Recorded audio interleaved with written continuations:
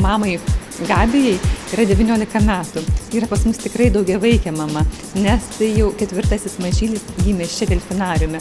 Dabar kartu su ja pasirodymuose būna 3 dukros, tai yra Premija, Gilė ir Bitė. Šito mažylio tėtis yra Argas, tai yra mūsų delfinų būrio vadas. Gabija iš tikrųjų yra labai rūpestinga mama, atidi mama.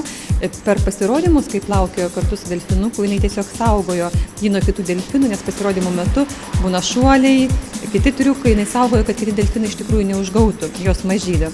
Ir vėlgi, kai Gabija dalyvauja delfinų terapijos užsiėmimuose, yra tokia pat atidi ir gera žmonių vaikams.